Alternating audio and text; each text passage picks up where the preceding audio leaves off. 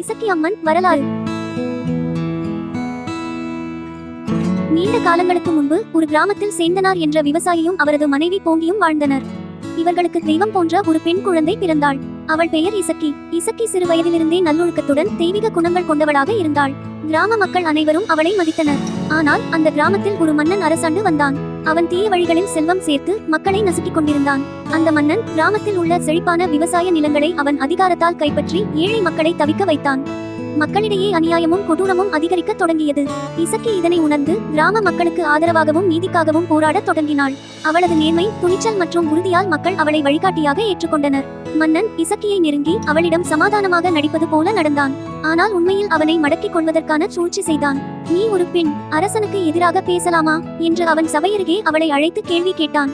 ஆனால் இசக்கி துணிந்து அவனுக்கு பதிலளித்தாள். தர்மத்திற்கு விரோதமான ஆட்சி நீடிக்காது. நீ நடந்து கொண்டிருக்கும் விதம் நீதிக்கு விரோதமானது. இதனால் கோபமடைந்த மன்னன் இசக்கியை கட்டவிழ்த்துவிட எண்ணினான். ஆனால் அவள் அவனை எதிர்த்து போராடினாள். மன்னன் தன் வீரர்களை அனுப்பி இசக்கியை பிடிக்க செய்தான். ஆனால் அவள் தன் நீதிக்காக உயிர் துறந்தாள். அவளது தியாகம் கிராம மக்களின் மனதில் நிச்சயமாக பதிந்துவிட்டது. அதன் பின்னர் இசக்கி அம்மன் என தெய்வமாக வணங்கப்பட்டாள். கிராமத்தில் தெய்வீக சக்தியாக எழுந்து அநியாயம் செய்யும்பவர்களை தண்டித்து தர்மத்தை காத்து வருகின்றாள். இன்று பல இடங்களில் இசக்கி அம்மன் கோயில்கள் அமைக்கப்பட்டு மக்கள் அவளுக்கு நீதியின் தெய்வமாக வழிபாடு நடத்துகிறார்கள்.